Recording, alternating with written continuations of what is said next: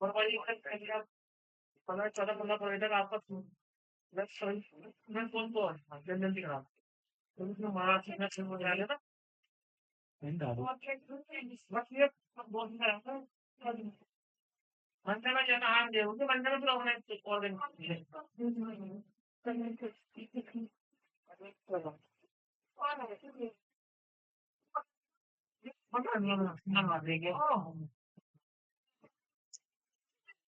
Principal of inheritance and variations हम कर रहे थे। मैं भी समझ तुम्हारी बात ज्यादा इम्पोर्टेंट होती है।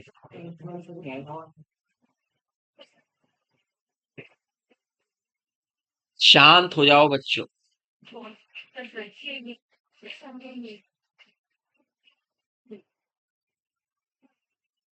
काफी कुछ बातें हमने बेसिक इसमें जान ली हैं।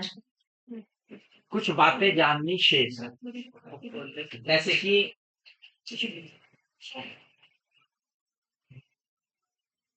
जेनेटिक्स स्टडी है,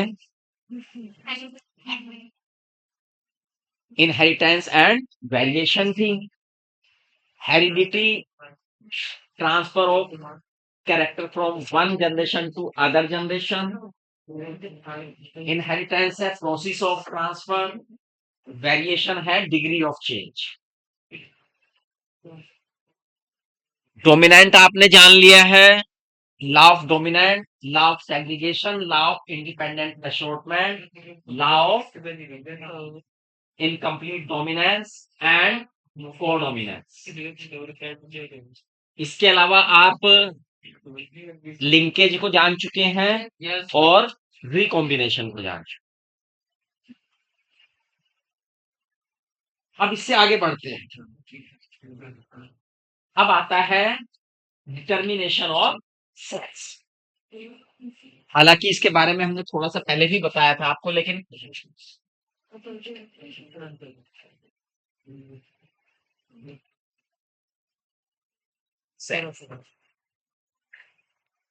जब हम डिटर्मिनेशन ऑफ सेक्स की बात करते हैं तो इसका मतलब ये हुआ कि जो ऑर्गेनिज्म है वो हर्मेफ्रोडाइट से किधर की तरफ बढ़े, यूनिसेक्स की तरफ बढ़े, यूनिसेक्सुअलिटी की तरफ आए। और जब यूनिसेक्सुअलिटी डेवलप हुई तभी इस बात का इंपॉर्टेंस होना शुरू हुआ कि भाई होने वाली ऑफ स्प्रिंग का जो है सेक्स क्या होगा, ये मेल की तरह बिहेव करेगी या फीमेल की तरह बिहेव।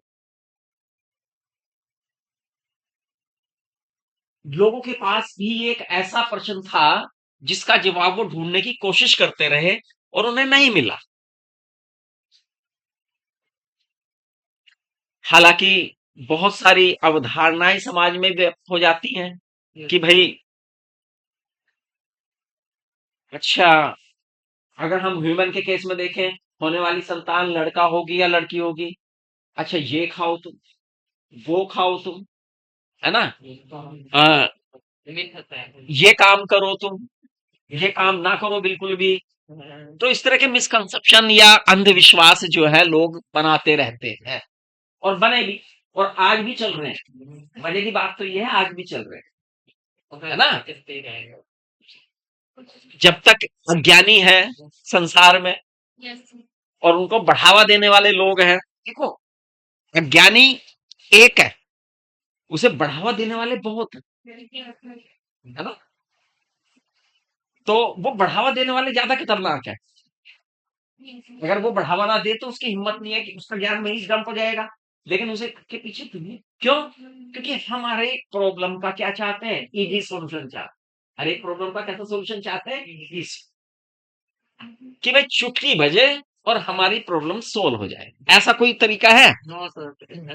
ऐसा जिन संसार में कोई तरीका नहीं है, कोई ऐसा सिस्टम नहीं है। अगर है तो इसका मतलब आप कहीं गलत। चलिए, साइंटिस्ट भी इसके बारे में चिंतित थे और वो अपने, जब क्रोमोसोमल थ्योरी आई तो अपने एक्सपेरिमेंट भी जारी जारी रखे हुए थे। तभी वहीं से क्लू मिलना शुरू हुआ। तभी वहीं से क्लू मिलना शुरू हुआ कि भैया जो टर्मिनेशन सेक्स का है वो कैसे है। इसके 3 कॉन्सेप्ट निकल के आए। क्या कितने कॉन्सेप्ट निकल के आए?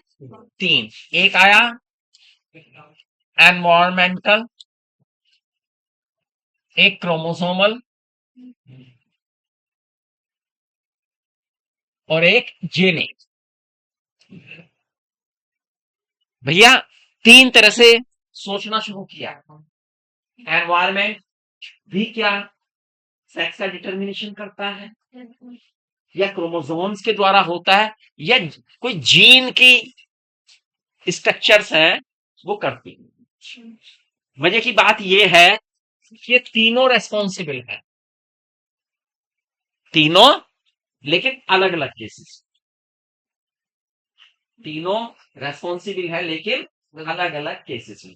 तो पहले एक एक का जिक्र करेंगे हम।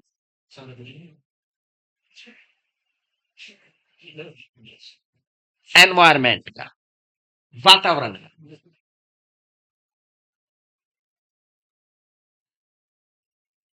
जब प्राणियों को देखा गया, हाँ, कि भाई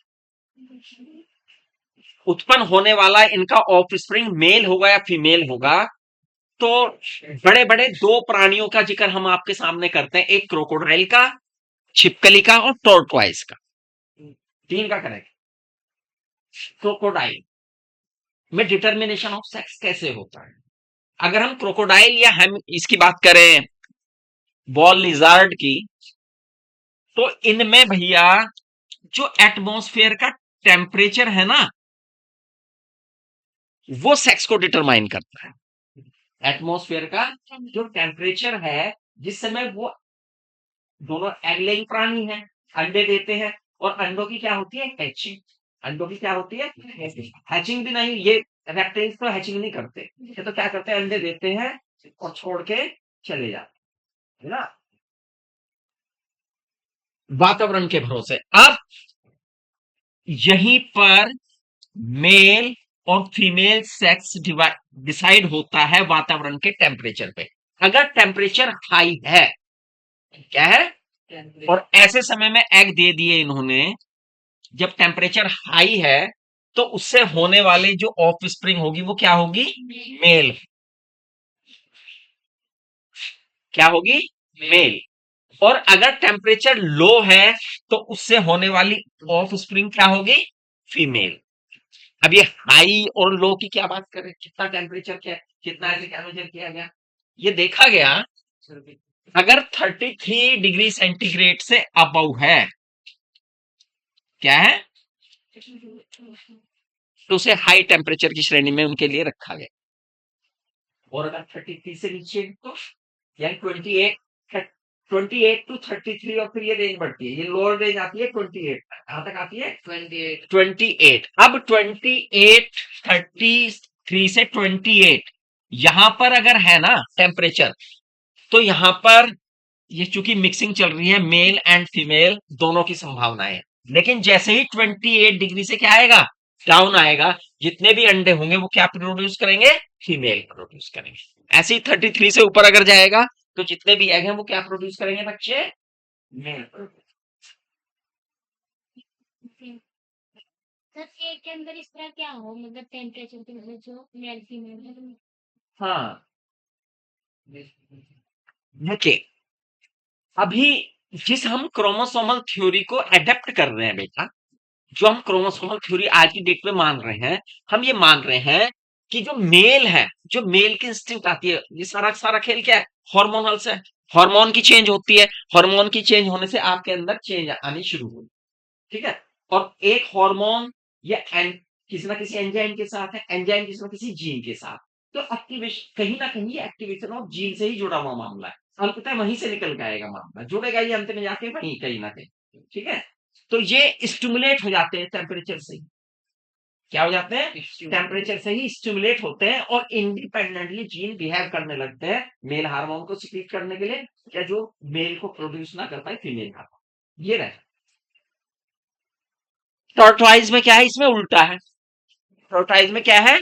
उल्टा है। अगर हाई टेम्परेचर है तो फीमेल, और लो टेम्परेचर है तो मेल। कुछ मोलस्क में भी और कुछ इंसेक्ट्स में भी ये बिहेवियर देखा गया है कि भाई अगर कोई लार्वा, क्या है, लार्वा फीमेल के साथ रहते हैं, अगर माँ उन्हें अपने साथ रखती है, रख लेती है, तो मेल बन जाते, क्या बन जाते हैं, और जो छोड़ दिए जाते हैं वो क्या रहते हैं, फीमेल। हालांकि एनसीईआरटी में इसका एनवायरमेंटल का कोई जिक्र नहीं है, तो इसलिए हम इसे थोड़ा ज्यादा डीप इस पे नहीं जाएंगे। हम आएंगे अपनी क्रोमोसोमल थ्योरी कि भैया क्रोमोसोम जो है वो क्या है, रेस्पॉन्सिबल। कैसे पता लगा कि भाई क्रोमोसोम है? एक साइंटिस्ट थे हैंके, है ना, वो अपने एक्सपेरिमेंट कर रहे थे इंसेक्ट्स के ऊपर। किसके ऊपर कर रहे थे, इंसेक्ट्स के ऊपर। तो उन्होंने देखा कि जो कुछ कुछ इंसेक्ट्स के 50% जो मेल गैमीट्स हैं, उनमें एक विशेष प्रकार की न्यूक्लियस के पास संरचना है, जिसे उन्होंने क्या नाम दिया, एक्स बॉडी।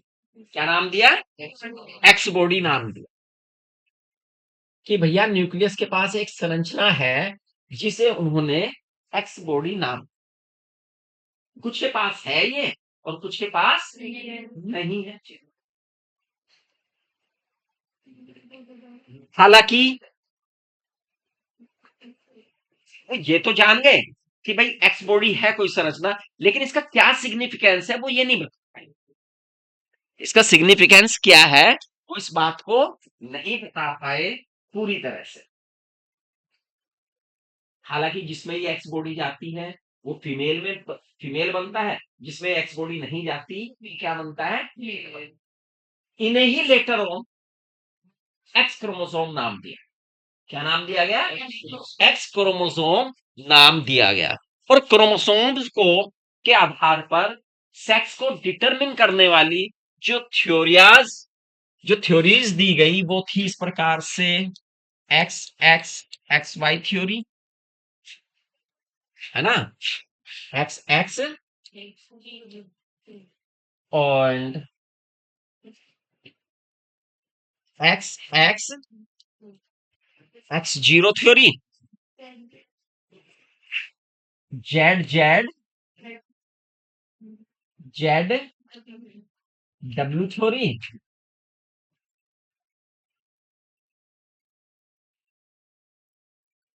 और Z Z Z zero theory भी है वैसे, है ना, Z Z Z zero theory भी।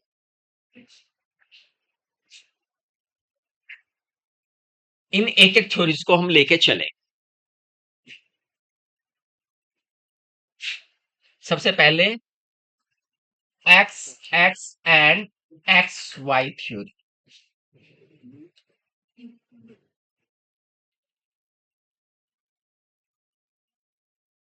इस थ्योरी के अनुसार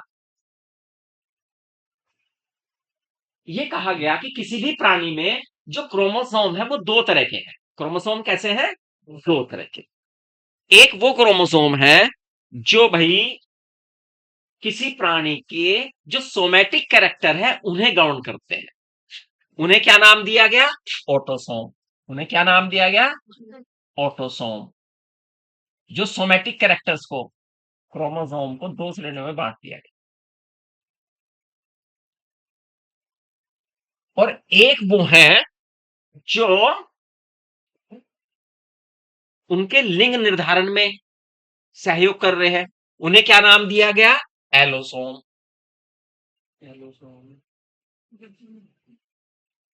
इन्हें ही बाद में क्या कहा गया, सेक्स क्रोमोसोम।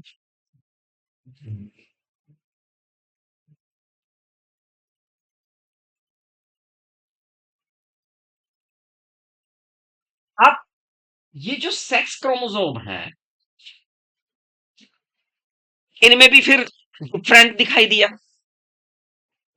क्या डिफरेंट दिखाई दिया, भैया ये जो सेक्स क्रोमोसोम्स हैं कुछ प्राणियों में देखा गया, मनुष्य के केस में अगर हम देखें, अगर फीमेल को देखें तो उनके जो सेक्स क्रोमोसोम है वो दोनों के दोनों एक जैसे हैं, होमोसोम्स, है ना।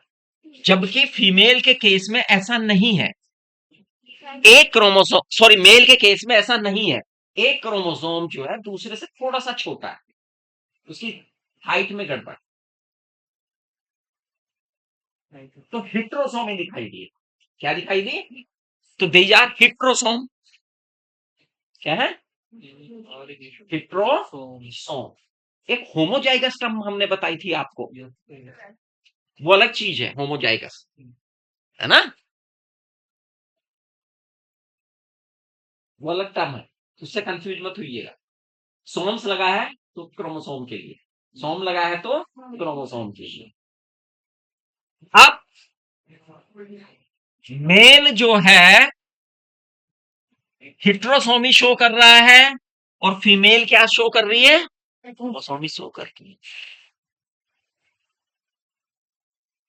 अब जब गैमीट्स बनेंगे तो मेल में तो सारे गैमीट्स कैसे होंगे? सारे नहीं होंगे, 50% एक्स होंगे और 50%, और फीमेल में सारे गैमेट्स वो होंगे जिनमें एक्स क्रोमोसोम वाले होंगे।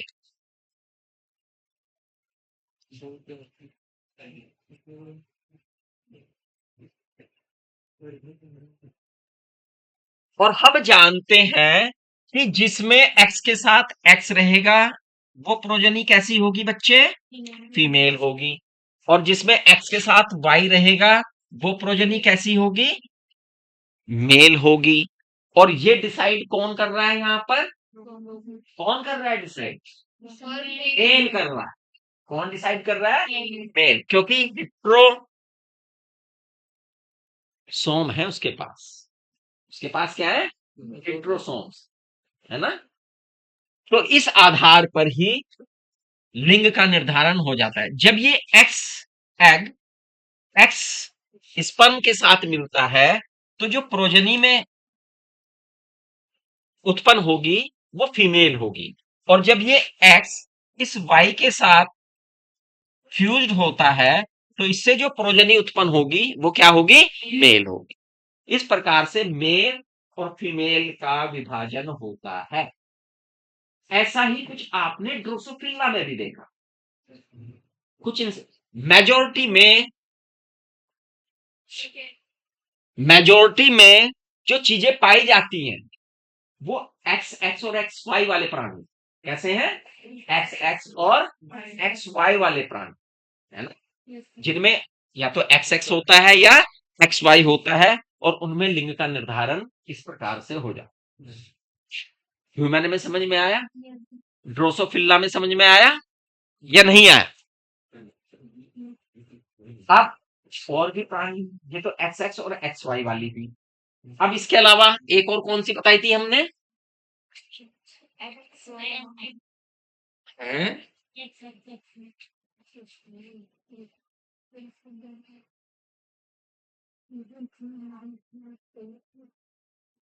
Z Z and Z W. Mostly birds में क्या है? बर्ड्स में। अच्छा, आदमी में सेक्स का डिटर्मिनेशन किसकी जिम्मेदारी है? लेकिन बर्ड्स में उल्टा है। बर्ड्स में कौन डिसाइड करता है? ये फीमेल, फीमेल डिसाइड करती है। फीमेल क्या होगा फिर इसमें से? और मेल क्या होगा? Very good.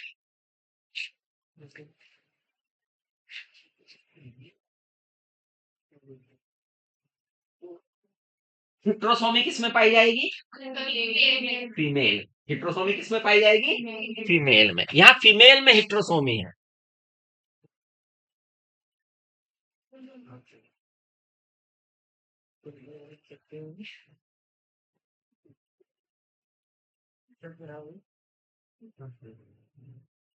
हिट्रोसोमी किस में बच्चे? फीमेल में। तो आगे तो आपको पता ही है क्रॉस, इसे तो बताने की जरूरत नहीं है।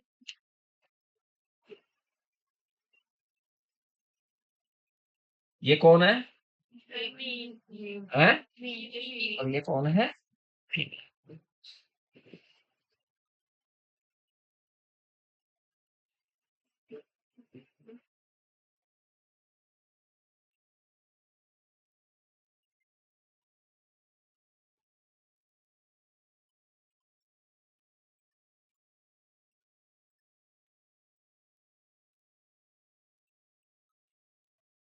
अभी हमने बताया था, हैंकिंग ने एक एक्सपेरिमेंट किया था, कुछ में एक्स मिल रहा था और कुछ में एक्स गायब था। क्या होगा वो? क्या रहा होगा वो? कौन से वाला? हम्म?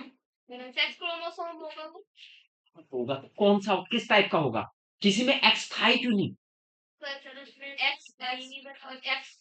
हाँ, एक्स एक्स एंड एक्स ओ नहीं है, बल्कि वो एक्स जीरो ज्यादा आराम से ज्यादा जरूरी है ना? एक्स ओ का मतलब तो कोई ना कोई चीज है। X X and X O condition थी वो, है ना? लेकिन एक इससे भी ज्यादा मजेदार कंडीशन है,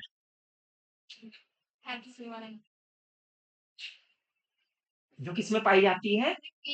हनी बीज। किसमें पाई जाती है? Apis domestica. हाँ, हनी बी। हनी बी में तो भाई अलग केस है। वहां पे तो एक पूरा का पूरा प्राणी ही क्या है? हैप्लॉइड है। और एक पूरा का पूरा प्राणी ही क्या है? डिप्लॉइड है।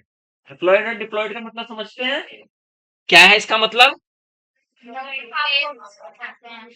है? क्या है इसका पूरा मतलब?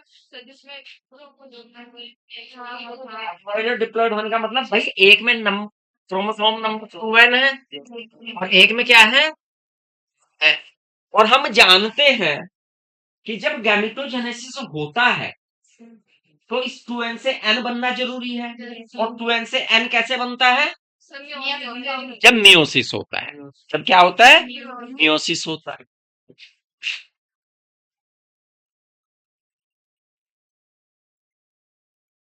अच्छा, कोई बच्चा मुझे बता सकता है, जो हनी बी है, पुराने कितने बच्चे हैं जो पढ़े हैं? पुराने का मतलब है 12वीं पढ़ ली थी, 11वीं वाला नहीं। अरे हो, फिर तो सबको पता होगा, किसी से पूछ लूं मैं, है? हनी बी में 2n नंबर ऑफ क्रोमोसोम कितना है? कितने बच्चों को पता है? हाथ तो एक नहीं खड़ा किया भाई। हमें 46 है 2n नंबर। हनी बी में कितने? 32। कितने? 32। 2n नंबर है 30, सॉरी 32। और n नंबर है 16। ठीक है। अब यहाँ पे होगा क्या? आरडी। क्या होगा? Reduction reduction division. और रिडक्शन डिवीजन के द्वारा जो गैमीट्स बनेंगे वो क्या होंगे? 16। 16, है ना?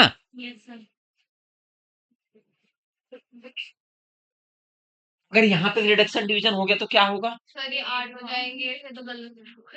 फिर तो म्यूटेशन हो गया। हनी बी की बजाय पता कौन सी बी बन के आ जाए बाहर? ना? तो यहाँ पे रिडक्शन डिवीजन तो फिर कौन सा होगा? माइटोसिस हो। क्या होता है? माइटोसिस। माइटोसिस होता है। क्या होता है बच्चे? और जो नंबर ऑफ क्रोमोसोम्स कितने रहेंगे? 16। अब हनी बी की जरा थोड़ी सी कहानी बताते हैं, फिर इस केस को हम जस्टिफाई करेंगे।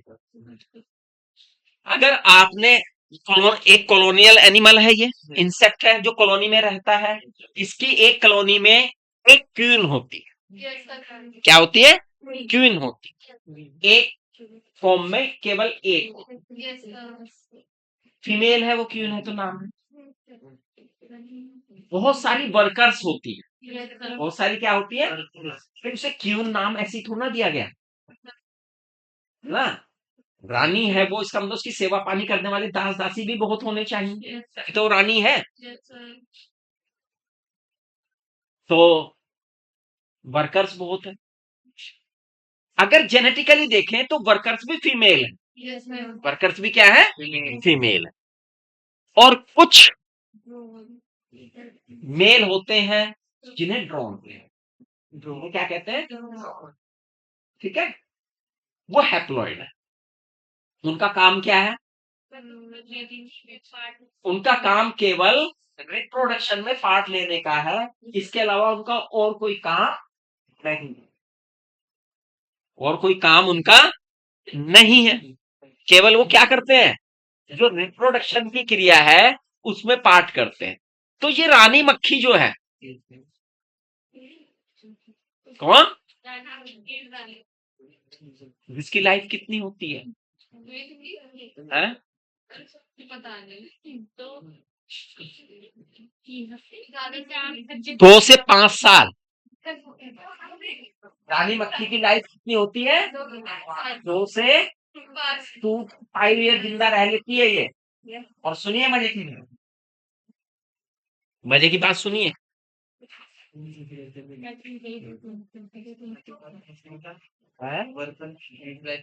वर्कर्स की लाइफ कम होती है और ड्रोन की और भी कम, ड्रोन की और भी कम। लेकिन एक मजे की बात और सुनिए, देखो कुछ मजे की बातें निकल के आएंगी। एक रानी मक्खी जो फ्लाइट पे जाती है ना, केवल एक ही बार जाती है, अपनी पूरी लाइफ में एक बार, अपनी पूरी लाइफ में एक बार फ्लाइट पे जाएगी अपनी, और मेल के साथ रिप्रोडक्शन करती है। अब प्रश्न आता है आपके पास, क्या फीमेल हनी भी एक ही बार अंडे देती है? नो, अंडे तो वो देती रहती है। एक हनी भी पूरी लाइफ में 2.5 लाख तक अंडे दे देती है।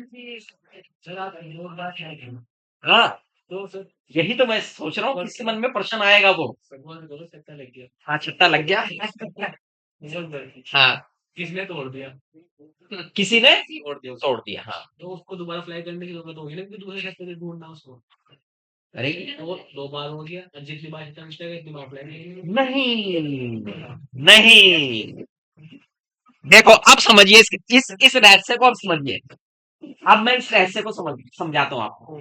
जब रानी मक्खी फ्लाइट पे जाती है तो क्या करती है कि जितने भी ड्रोन हैं उनमें से वो भी उसके पीछे पीछे भागते हैं। इनमें रिप्रोडक्शन हवा में ही होता है, रिप्रोडक्शन कहाँ होता है, हवा में होता है। तो वो, और एक और मजे की बात है, जब ये मेल के साथ रिप्रोड्यूस कर लेती है, कॉपुलेशन कर लेती है, तो वो मेल मर जाता है। क्यों मर जाता है वो? नहीं, ढंग से नहीं। सुनिए, जब मेल फीमेल के अंदर अपने स्पर्म छोड़ता है तो उसकी वो संरचना जो है फट जाती है, और उसके फटने से उसका स्टमक भी फट जाता है, और उसके फटने से मेल जो है वो क्या होता है, मर जाता है। और वो कम से कम 10-15 मेल के साथ एक फ्लाइट में मैटिंग करती है, और उनके सारे के सारे स्पर्म थी की एक संरचना होती है उसके अंदर, उसमें स्टोर कर लेती है। अब वो अंडे देती है, उसमें से कुछ स्पर्म आते हैं, फर्टिलाइज करते हैं, फिर दोबारा कुछ दिनों बाद फिर अंडे देती है, कुछ स्पर्म आते हैं, वो फर्टिलाइज, पॉपुलेशन एक ही बार किया, स्टोरिंग है वहां पर। स्पर्म थीकी में कहा तो मैंने, उसके अंदर एक संरचना है, स्पर्म थीका में स्टोर करके रख लेते कई लाख स्पर्म अपने अंदर, और 4 से 5 साल में वही स्पर्म चलते रहते हैं, दोबारा उसे जरूरत नहीं होती है छोड़ करने की। हाँ, मैंने यही तो बात, यही है वो सब रहस्य। तो उसमें भैया वो अंडे देती है। अब अंडे बहुत सारे हैं, स्पर्म स्टोर है। अब यही कहानी होती है कुछ, यहां पर क्या होता है, बहुत से अंडे क्या होते हैं, फर्टिलाइज हो जाते हैं, बहुत से अंडे क्या होते हैं, और जैसे ही फर्टिलाइज होंगे इसके साथ मिलेंगे तो कितने हो जाएंगे, ये तो फर्टिलाइज नहीं हुआ, ये कितना रह गया। तो 2 तरह के एग हैं, एक वो जिनमें 32 क्रोमोसोम है और एक वो जिनमें 16 क्रोमोसोम है।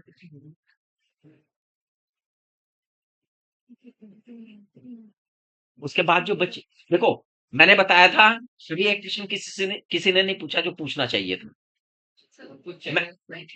नहीं वो बात तो खत्म होगी ना। अभी मैंने बताया था एक छत्ते में 100 से 200 इतने ही मेल होते हैं और उसमें से 10 से 15 के बीच से वो क्या करती है, और जो मेटिंग करती है वो तो मेटिंग करते ही मर जाते हैं। बाकी का क्या होता है?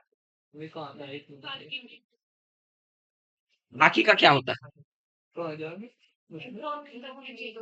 बाकी को जो वर्कर्स है ना वो मार मार के भगा देती है कि अब तुम्हारा कोई काम ना हो यहाँ से। अरे क्वीन मछली नहीं था जब एक टीम मर जाती है। अब अगर एक क्वीन भी बीमार हो जाती है, एक अभी से पूरी कहानी को समझ लिए फिर उसके बाद हम बताएंगे। अगर अगर एक क्वीन बीमार हो जाती है तो वर्कर्स पूरी कोशिश करते हैं उसे अच्छी से अच्छी खुराक पानी दे के जिंदा रखने की कोशिश करते हैं, लेकिन उसका एक लाइफ स्पान। अब पहले इस लाइफ स्पान को समझ लें, फिर वो आपके सवाल जो आपके मन में जिज्ञासा उठ रही है ना वो आधी शांत हो जाएगी, आधी रह जाएगी। अब ये भैया, अब इनमें से क्या होगा, फीमेल तो केवल एक बनेगी। अब जब वो रानी है वो महसूस करती है, यही वर्कर महसूस करती हैं कि जो रानी हमारी है, यहाँ पे लोकतंत्र है, वर्कर ही वर्कर ही चुनेंगे इस बात को भी, कि वो सोचते हैं कि यार ये रानी जो है हमारी कमजोर पड़ रही है, अंडे कम दे रही है, ये तो हमारी प्रजाति को ही नाश कर देगी। तो वो क्या करती है कि एक फर्टिलाइज एग को स्पेशल ट्रीटमेंट देना शुरू कर देती है, उसे रॉयल जेली खिलानी शुरू कर देती है। क्या खिलाना शुरू कर देती है? रॉयल जेली खिलाना शुरू कर देती है। अब वो रॉयल जेली जब खिलाते हैं उसे, तो जिस फर्टिलाइज एग को रॉयल जेली मिलती है वो तो कन्वर्ट हो जाती है फीमेल में, और जिसे नहीं मिलती वो वर्कर, फीमेल तो है ही है वो वर्कर है। वो क्या है? वर्कर है। और जो अनफर्टिलाइज है वो, यानी जिसे जिस फर्टिलाइज एग को रॉयल जेली मिल गई वो क्या हो गया? क्वीन। जिसे सामान्य फर्टिलाइज है, सामान्य भोजन मिल रहा है, वर्कर, हाँ सॉरी वर्कर। और जो अनफर्टिलाइज है और सामान्य पे है ड्रोन। ठीक। अब एक छत्ते में केवल एक ही क्वीन रह सकती है, एक छत्ते में केवल। अब यहाँ पे दो बातें हो सकती है, यहाँ पर दो बातें होती है, या तो ये वर्कर उस पुरानी क्वीन को भी मार मूर के भगा देते हैं अगर वो कमजोर हो जाती है तो, ठीक है ना, और नई क्वीन के साथ रहती हैं। या फिर होता ये है कि अगर ये भी जवान है क्वीन और अंडे बढ़िया दे रही है और एक नई क्वीन भी बन गई तो बंटवारा हो जाता है। तो क्या हो जाता है? बंटवारा हो जाता है। जो नए है ना, कुछ वर्कर्स इसके साथ चली जाती, पुराने वाली के साथ, ठीक है, वो अपना नया झुंड बना लेती है। इनका सबसे अच्छा ब्रीडिंग टाइम क्या है?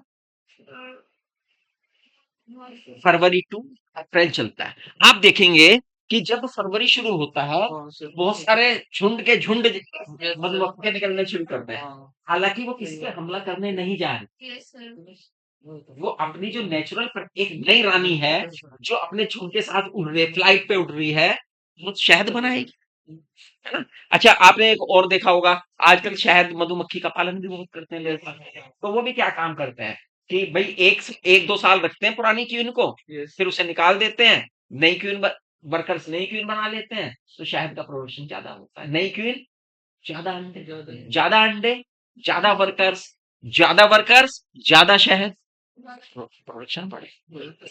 इंसान हाँ जी, हाँ क्वीन बन जाए। ये जादू है। हाँ। देखो जो राजा होता है ना वो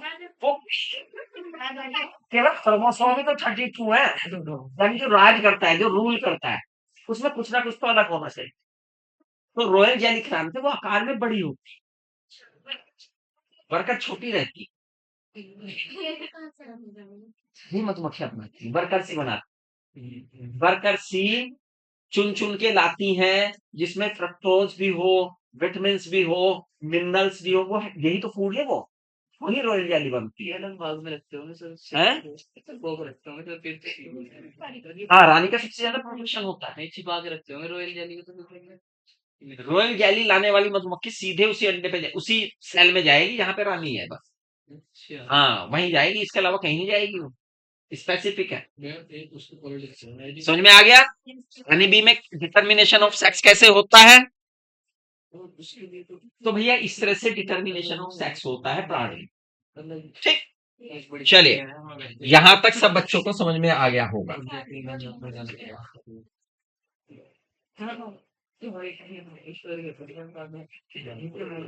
तो एक और घटना पढ़ेंगे हम डिटर्मिनेशन ऑफ सेक्स के बाद, म्यूटेशन की।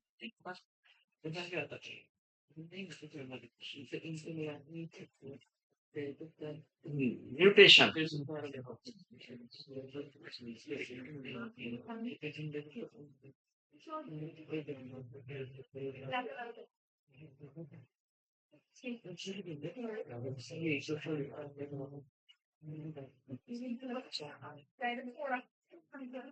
इन संसार में सब कुछ सामान्य नहीं चल रहा, उसमें कुछ ना कुछ परिवर्तन होते रहते हैं, और कुछ परिवर्तन ऐसे होते हैं जो सडन होते हैं। क्या होते हैं? अचानक होते हैं, वो हेरिडिटरी होते हैं। क्या होते हैं? हेरिडिटरी होते हैं, एक पीढ़ी से दूसरी पीढ़ी में जाने वाले। वो हार्मफुल भी हो सकते हैं और यूजफुल भी, मोस्टली यूजफुल होते हैं। ऐसी ही एक घटना का आविष्कार जब ह्यूगो डी व्रीज ने किया, तो उन्होंने इसे क्या नाम कि डीएनए जो है, जब डीएनए में चेंज होता है, चेंज इन डीएनए, क्योंकि जेनेटिक मटेरियल क्या है वास्तव में, तो डीएनए ही है। और इस डीएनए में जब किसी ना किसी रूप में चेंज हो जाए, इसे ही क्या नाम दिया गया? म्यूटेशन। इसे ही क्या नाम दिया गया? क्या म्यूटेशन से जीनोटाइप बदलता है? बदलता है। और जब जीनोटाइप बदलता है तो फिनोटाइप भी चेंज हो जाता है। ह्यूगो डी वेरिज ने एक म्यूटेशन थ्योरी भी दी फिर उसके बाद में, फिर है ना। अब जब हम म्यूटेशन की बात कर रहे हैं, तो ये म्यूटेशन तीन तरह से देखा जा सकता है। म्यूटेशन कितनी तरह से देखा जा सकता है? नंबर एक, जीनोमैटिक। नंबर दो, क्रोमोसोमल एब्रीवेशन। और नंबर तीन, जीन म्यूटेशन। नंबर तीन क्या है? Gene mutation. पहला क्या है? जीनोमैटिक। दूसरा क्रोमोसोमल एब्रीवेशन। तीसरा जीनोमैटिक।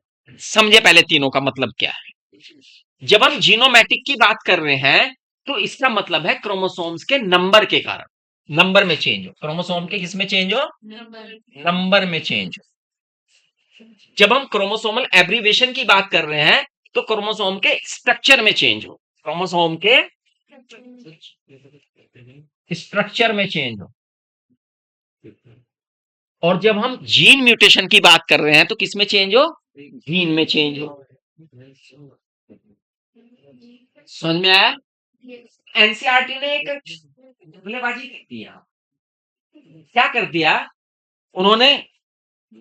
म्यूटेशन को प्रॉपर क्लासिफाई नहीं किया, बस बीच में जो भी टर्म आती रही वो लिखते रहे, बीच में जो टर्म्स आती रही वो लिखते रहे वहां पर। इसलिए हमने इसे थोड़ा सा आपको अरेंज करने की कोशिश की है साथ। नंबर, जीनोमैटिक, जो क्रोमोसोम्स के किससे होता है? नंबर से।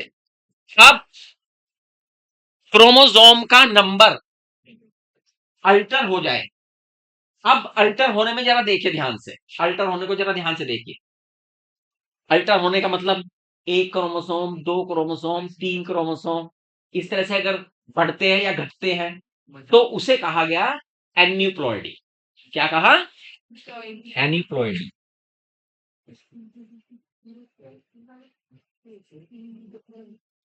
और पूरा सेट ही चेंज हो जाए है यूप्लॉइडी या पॉलीप्लॉइडी। उसे 2-3 नाम दिए गए यहाँ पर, एनसीईआरटी शायद उसे पॉलीप्लॉइडी लिखी है ना? उसे क्या नाम दिया गया? पॉलीप्लॉइडी। समझ में आया? पॉलीप्लॉइडी में क्या चेंज होता है? कैसे हो जाता है ये? पॉलीप्लॉइडी कैसे होगी? कारण दिया है एनसीईआरटी में इसका। सेल डिवीजन के टाइम पे कुछ गलती हो गई हो कि दो क्रोमोसोम कुछ नहीं, बहुत बड़ी गलती हो जाती है। देखो, है सिंपल सी गलती, समझिए। आपने देखा मियोसिस होता है, माइटोसिस होता है ना? क्या होता है माइटोसिस में? क्रोमोसोम का बंटवारा होता है और क्रोमोसोम के क्रोमोसोम बनते हैं, डीएनए डबल होता है, फिर उसका क्या होता है? बंटवारा होता है। और उसके बाद क्या होता है? उसके बाद क्या? साइटोकाइनेसिस होता है। अब कैरियोकाइनेसिस तो हो जाए लेकिन साइटोकाइनेसिस ना हो, देन तो दो न्यूक्लियस एक ही सेल के अंदर क्रोमोसोम के 2 सेट हो गए। तो जब पूरे सेट में चेंज होता है दैट इज पॉलीप्लॉइडी। ऐसा जनरली प्लांट्स में ज्यादा होता है, एनिमल्स में ऐसा देखने को कम मिलता है। एनिमल्स में क्या होता है ज्यादातर? एन्यूप्लॉइडी। एनिमल्स में ज्यादातर क्या होती है? एन्यूप्लॉइडी, है ना? यानी 1 2 3 हो जाए, है ना?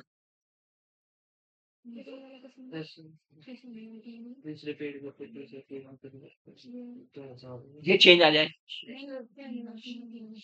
एन्यूप्लॉइडी। अब भैया एन्यूप्लॉइडी के भी 2 प्रकार हैं। भाई चेंज क्रोमोसोम के नंबर बढ़ भी सकते हैं और घट भी सकते हैं। नंबर क्या हो सकते हैं? बढ़ भी सकते हैं और घट भी सकते हैं। जब नंबर बढ़ते हैं, जब नंबर बढ़ते हैं तो उसे कहते हैं हाइपरप्लॉइडी। क्या कहते हैं? हाइपरप्लॉइडी। और जब नंबर घटते हैं, हाइपोप्लॉइडी। समझ में आया इतना? यहां तक बात समझ में आई? हाइपर कब होता है? कम से समझ में आना शुरू हो जाएगा। हाइपो का मतलब घटना, हाइपर का मतलब बढ़ना। जब नंबर बढ़ते हैं तो क्या है? हाइपरप्लॉइडी। और जब नंबर घटते हैं तो हाइपोप्लॉइडी। Is that clear? आगे बढ़े। अब इनमें से एक एक को देखेंगे। पहले हाइपरप्लॉइडी को देख लें। जब नंबर बढ़ रहे, जब नंबर बढ़ रहे, है ना? नंबर बढ़ते हैं तो सपोज कीजिए ये एक सेट है, ये दूसरा सेट है, ये तीसरा सेट है और ये चौथा सेट है। 5 बना लो, 6 बना लो, कितने बना लो, ठीक है? अब सेल डिवीजन होता है और सेल डिवीजन में आप जानते हैं कि जनरली मियोसिस जब होता है तब क्या होता है? सेंट्रोमियर की स्प्लिटिंग होती है और वो खींचते हैं, खींचते हैं ना? और फिर उसके बाद सेल्स रीयूनियन होते हैं। और जब ऐसी कंडीशन आ जाए कि जब एक अलग ना हो और ये खींच जाए, मान लिया दूसरे सेट पे ही, अब उनमें तो एक उधर से आएगा, एक उधर से आएगा, तो ये तो 2 फेंक रहा है अपनी जगह। तो यहां पर भैया ये पहले नंबर का, ये दूसरे नंबर का, तीसरे, और ये क्या हो गया? एक क्रोमोसोम बढ़ गया। सामान्यतः 2n होते हैं। क्या होते हैं? 2n होते हैं। यहां पर एक बढ़ गया, इसे क्या कहेंगे? ट्राइसोम। क्या कहेंगे? ट्राइसोमी। क्या कहेंगे? ट्राइसोमी, क्योंकि एक बढ़ गया।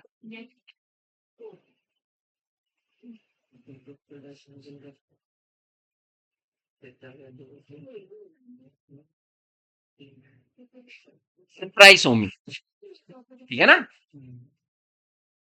अच्छा ऐसा भी तो हो सकता है, जैसे ये हो जाए, ये पहले नंबर का है, ये ये दूसरे नंबर का है, और ये तीसरे में भी ऐसा ही हो गया।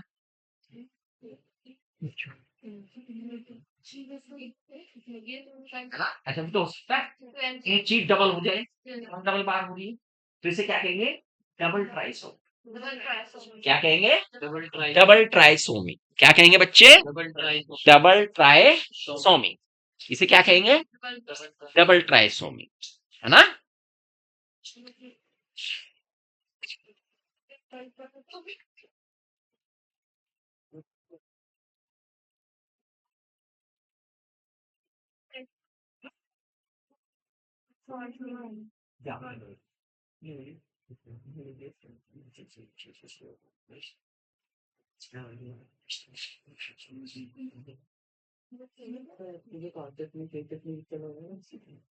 अच्छा ऐसा भी हो सकता है क्या कि भाई ये तो डबल मिला ही, इसके साथ फर्टिलाइज सेल जो डबल है वो भी ऐसी मिल जाए, तो वो भी हो सकता है ऐसी मिल जाए। तो यहाँ पे तो हमने कहा एक डबल हुआ था, लेकिन उसके साथ जब फ्यूजन हुआ तो वो सिंगल रही थी। और अगर ऐसा हो जाता कि वो डबल है और जो जिसके साथ इसका फर्टिलाइजेशन हुआ वो भी डबल है, टेट्रासोमी। कैसी है ये? टेट्रासोमी। है ना? क्या है बच्चे? टेट्रासोमी। It is tetrasomy. ये टेट्रासोमी नहीं है, इसे टेट्रासोमी नहीं कहा गया। इसे क्यों? क्योंकि क्रोमोसोम जो है अलग अलग है जिनमें हुआ, उनमें एक के साथ ही, एक ही पेयर के साथ वो घटना हो रही है, इसलिए वो एक घटना है। समझ में आई ये बात या नहीं? नंबर बढ़ना आया समझ में? अब ये नंबर बढ़ना,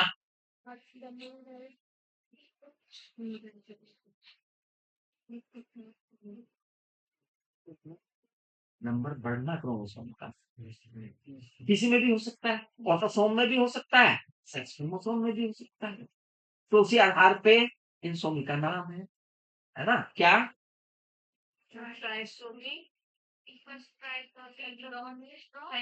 ऑटोसोमी है ना? जो ऑटोसोम में हो रहा है, या क्या सेक्स क्रोमोसोम पे सोमी सोमी हो गई है ना? उसी आधार पे से ऑटोसोमल या एलोसोमल जो भी इसका कंडीशन होगी वो नाम दे दिया जाता है। ठीक है? जब ऑटोसोम में होती है तो ऑटोसोमल, और जब सेक्स क्रोमोसोम में होती है तो एलोसोमल। क्लियर? Yes sir. यहां तक बात समझ में आई? हम यहाँ क्या कर रहे थे? नंबर को क्या कर रहे थे? बढ़ा रहे थे। अब हाइपोसोमी भी हो सकती है, घट भी तो सकते हैं या नहीं घट सकते? घटने का देखो,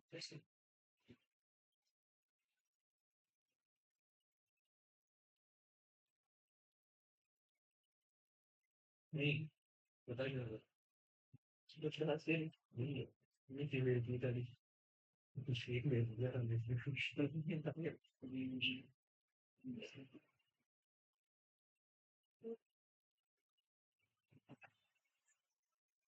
एक अकेला रह गया, है ना? हट गया, क्या होगा? बढ़िया तुम बोलो कौन आ रही होंगे हम होंगे टाइम होंगे ऐसी जो कंडीशन होगी हाँ? क्या कहेंगे इसे? 2n-1 हो गया, 2n-1 हो गया, तो क्या हो जाएगा? मोनो। क्या हो जाएगा बच्चे ये? क्योंकि ये 2n-1 है तो इट इज मोनोसोम। ठीक है? और अगर ऐसा हो जाए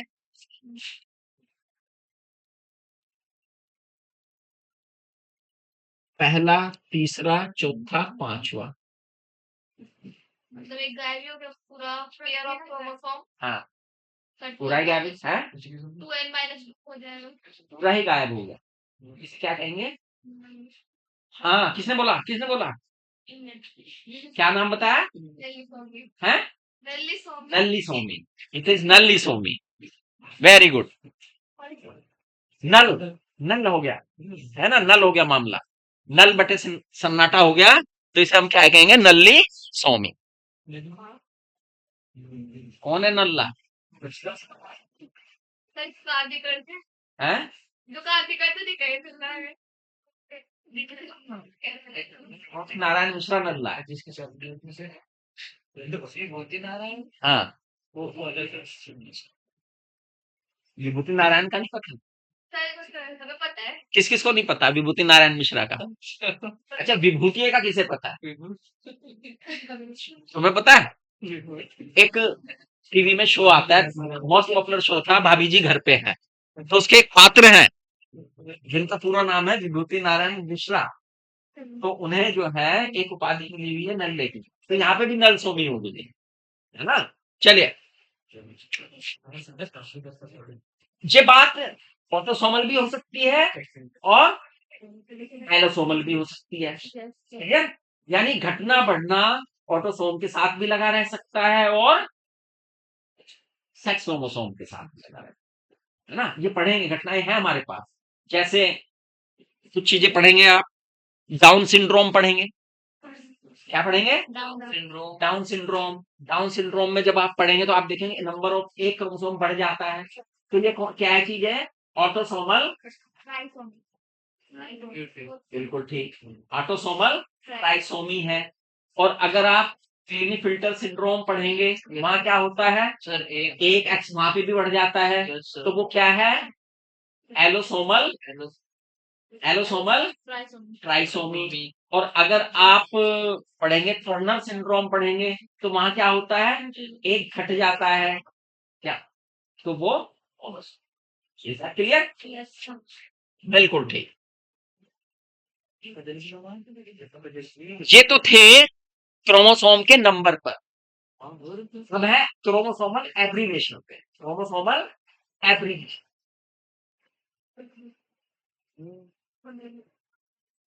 क्रोमोसोमल एब्रीवेशन पे भैया।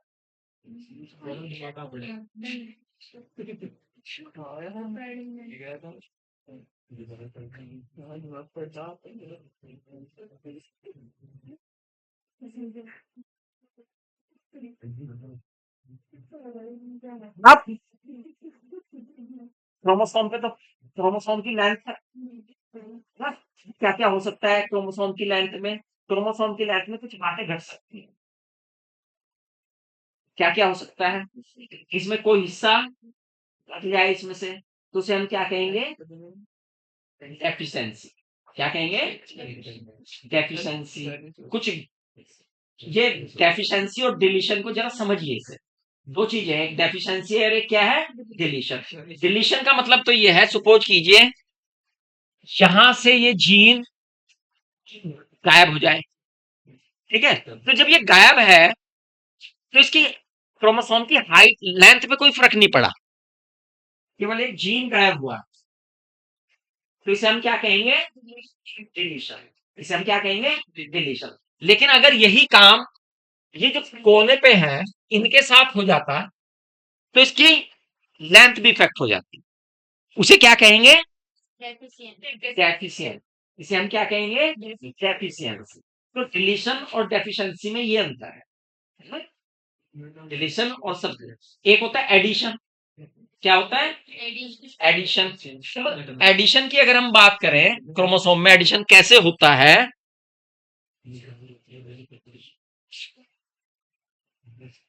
एक घटना होती है ट्रांसलोकेशन। क्या होती है? ट्रांसलोकेशन।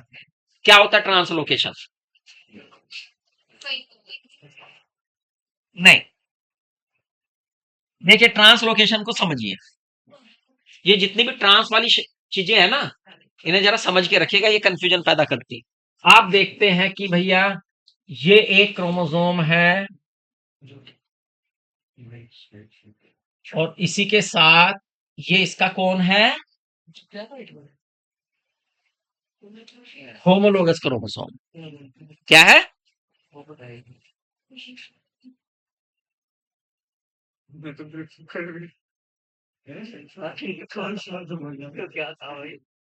ये दो कौन है आपस में? है होमोलोगस क्रोमोसोम। एक ये है, एक ये है। इसे क्या कहेंगे? हैं? सिस्टर क्रोमेटिड, सिस्टर क्रोमेटिड, ये भी, और ये क्या है, ये भी सिस्टर है मेटिड, ठीक है। ये और ये क्या है आपस में, sister chromatid, non sister chromatid, ठीक है। क्रॉसिंग ओवर में क्या होता है, क्रॉसिंग ओवर में क्या होता है, दोनों जो क्रोमोसोम है जो आर में है वो एक दूसरे मतलब ओवरलैप हो जाए। ओवरलैप, कौन से क्रोमोसोम की कौन सी आर्म, कौन से क्रोमोसोम्स की कौन सी आर्म, दोनों का जवाब देना है। होमोलोगस क्रोम्स की नॉन सिस्टर आर्म, क्रोमोसोम कैसे है, होमोलोगस है, और उसकी आर्म कैसी है, नॉन सिस्टर। उनके बीच में जो क्रोमोसोम है उनके कुछ टुकड़ों की अदला बदली हो जाती, एक्सचेंज हो जाता है, इसे हमने क्रॉसिंग ओवर कहा है। एक घटना तो ये, अब केवल दो ही तो क्रोमोसोम नहीं है, क्रोमोसोम तो बहुत सारे हैं। सपोज कीजिए इसकी बराबर में ये क्रोमोसोम पड़ा हुआ है, एक और जोड़ा बना हुआ, और एबनॉर्मलिटी होके क्या हुआ कि इनमें एक्सचेंज हो गया आपस में, जो है समझो इस बात को जो मैं समझा रहा हूं। होमोलोगस क्रोमोसोम में जब एक्सचेंज हो रहा है तो हम उसे क्या कह रहे हैं, क्रॉसिंग ओवर। अब ये दूसरा क्रोमोसोम है कोई, उसकी आर्म्स है ये, और ये किसी अपने नॉन होमोलोगस क्रोमोसोम के साथ अपनी आर्म को एक्सचेंज कर ले, it is known as translocation. अब इससे फर्क क्या पड़ा, इससे फर्क ये पड़ा बच्चे, क्योंकि अगर होमोलोगस क्रोमोसोम है उन पे जीन का पैटर्न तो एक जैसा है, जो जीन उस पे है उसका एलील उस पे है, जो जीन उस पे है उसका एलील। लेकिन अगर कोई टुकड़ा ऐसा आ गया जो नॉन एलील का आ गया आपके पास और वहां जुड़ गया, वो तो म्यूटेंट बन गया भाई, है ना। इसे ही कहते हैं ट्रांसलोकेशन। तो ट्रांसलोकेशन के कारण भी क्या होता है बच्चे, क्रोमोसोमल एब्रीवेशन का क्या होता है, म्यूटेशन होता है। Is that clear. Yes sir. और क्या होता है, हैं? और क्या,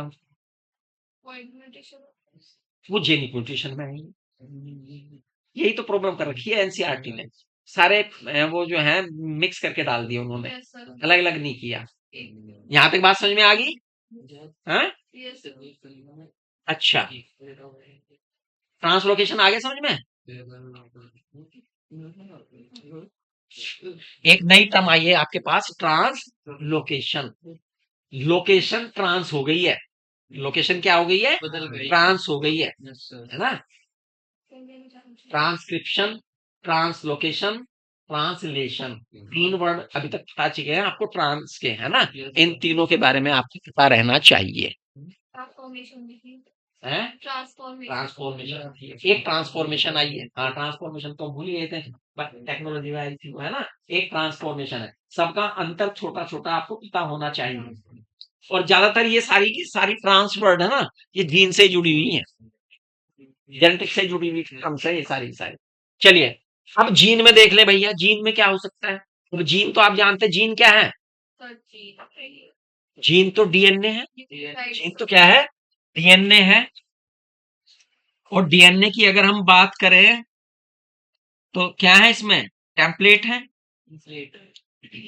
और इन पर न्यूक्लियोटाइड्स की एक सीक्वेंस है। Yes sir. न्यूक्लियोटाइड की क्या है बच्चे, सीक्वेंस है मान लिया।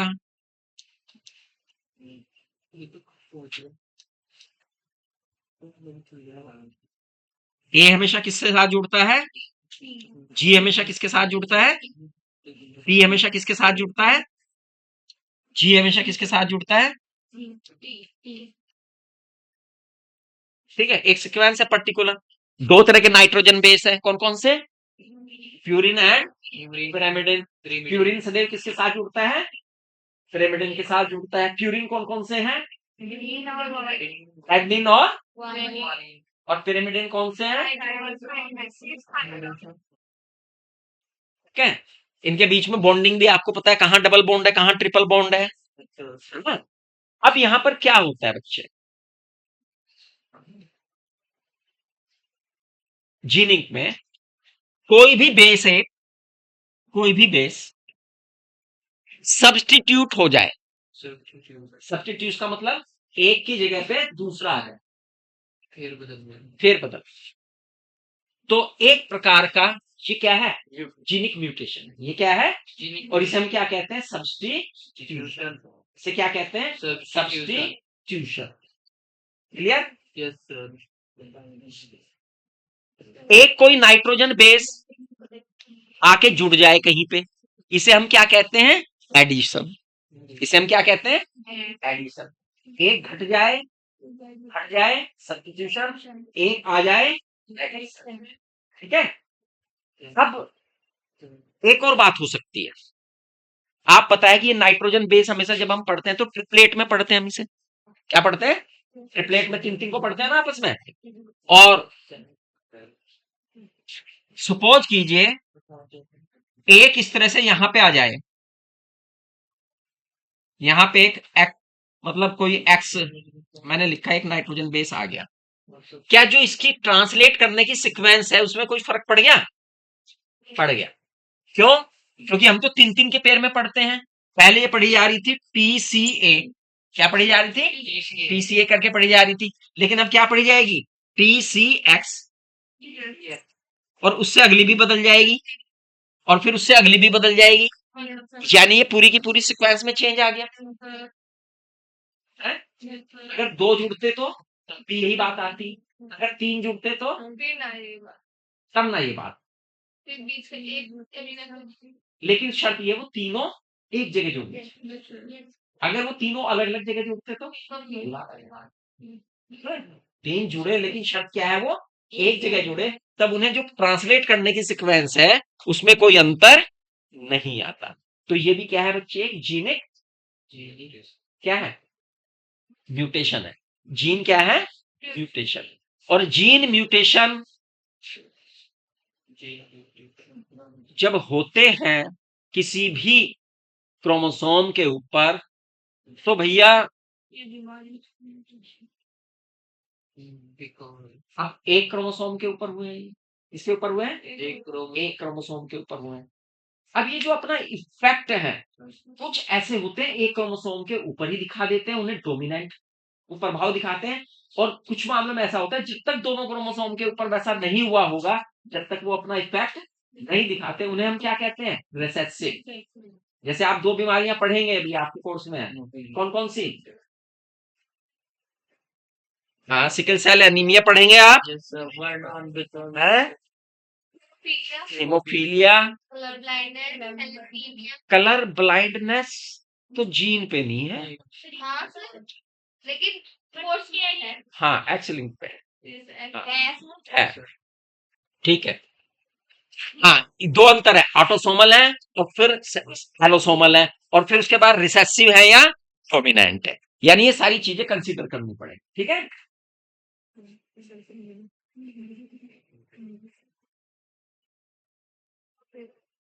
अब आता है एक म्यूटाजीन। म्यूटाजीन क्या होते हैं बच्चों, म्यूटाजन क्या होते हैं, सर जो म्यूटेशन इंड्यूस करते हैं, जो म्यूटेशन को इंड्यूस करें, जैसे कार्सिनोजन कहते हैं हम, पैथोजन कहते हैं, है ना, ऐसे ही क्या है म्यूटाजन। क्या क्या हो सकते हैं mutagen, UV X ray UV rays, ये फिजिकल हो सकते हैं, केमिकल हो सकते हैं, बायोलॉजिकल हो सकते हैं। क्या क्या हो सकते हैं, फिजिकल, म्यूटाजन क्या क्या हो सकते हैं बच्चे, फिजिकल हो सकते हैं, यस सर, केमिकल, दूसरे केमिकल हो सकते हैं, तीसरे बायोलॉजिकल भी हो सकते हैं, फिजिकल भी दो प्रकार के हो सकते हैं, अनआयनाइज्ड एंड आयनाइज्ड। जाओ, अनआयनाइज्ड क्या होते हैं, जो हार्ड, जैसे एक्सरे है, गामा रे है, ये क्या है आयनाइज्ड है। और आयनाइज्ड क्या है, यूवी। आयनाइज्ड क्या है बच्चे, यूवी रेज।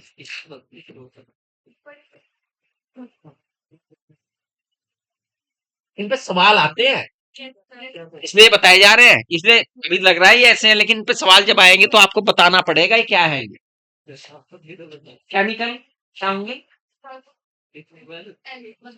अच्छा, अल्ट्रावायलेट रेस क्या करती है, कुछ पता है? कैसे कर देती है? हाँ, वेरी गुड। टाइमर बना देती है ये, है ना? प्राइमर बना देती है ये। तो टाइमर और प्राइमर बनाने का काम करती है ये, है ना? Ultraviolet rays. केमिकल भी होते हैं बच्चों कुछ। हाँ,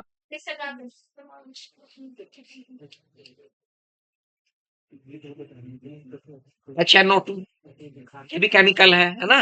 इथेनियम ब्रोमाइड है। कुछ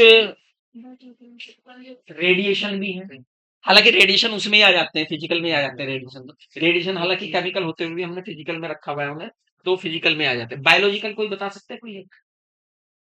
क्या सर? ऐसा वेपन बायोलॉजिकल जो म्यूटेशन कर दे,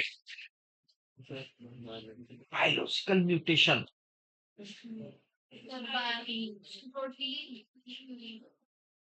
बायोलॉजिकल कौन? हाँ ठीक है, एक तो वायरस हो गया, बिल्कुल ठीक है, वायरस है भाई। और पता है? वो तो वायरस में आ गया।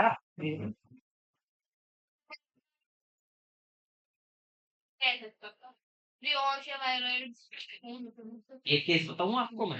Yes sir. थैलेसीमिया जानते हैं आप? थैलेसीमिया यस सर, जानते हैं। है? थैलेसीमिया जानते हैं? और सिकल सेल एनीमिया क्या होता है? सिकल सेल एनीमिया क्या हैं? सर उसकी क्या होती है? आरबीसी की जो शेप चेंज हो जाती है। यस आरबीसी की शेप क्यों चेंज हो जाती है? सर क्योंकि उसपे ना ग्लूटामिक एसिड की जगह वैलिन लग जाता है इसलिए। हाँ ठीक कह रहे हो, बिल्कुल ठीक है। फिर सर वो ऑक्सीजन ज्यादा कैरी नहीं कर पाती। यहाँ पर इसका मतलब है जो हीमोग्लोबिन बन रहा है, हीमोग्लोबिन बन रहा है, हीमोग्लोबिन के बनने में कुछ परिवर्तन आ रहा है? हीमोग्लोबिन के बनने में कोई ना कोई परिवर्तन है। हीमोग्लोबिन को बनाने वाला जीन है, कौन है जीन? HB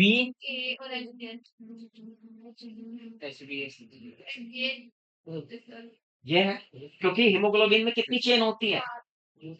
4 चेन होती हैं, 2 अल्फा और 2 बीटा। ये क्या चेन बनाते हैं?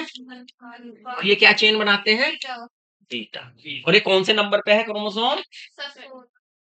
16 पे नहीं, 11 पे है, और एक 16 पे है शायद। ठीक है, अब होता ये है, जीन कौन सा प्रभावित होता है जब म्यूटेशन होता है? तो कौन से वाला?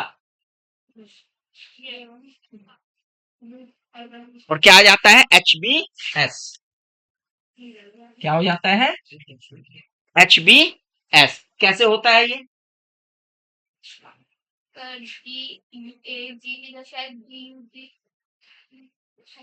अभी बताऊंगा ये मैं, अभी मैं जब मैं GAG होता है ये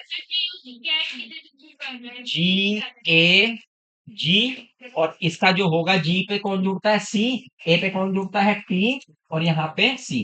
ये तो सामान्य कंडीशन है, ये तो क्या है? सामान्य है। और जब यहाँ पर क्या होता है बच्चे? G है, और ये क्या आ जाता है? T, और ये आता है G। ये मैसेंजर RNA बनाएगा, ये तो है HBAG। कौन सा जीन है?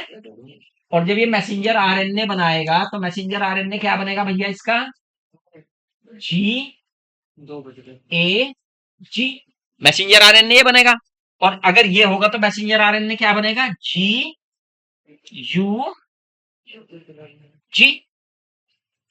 GUG बनेगा मैसेंजर RNA।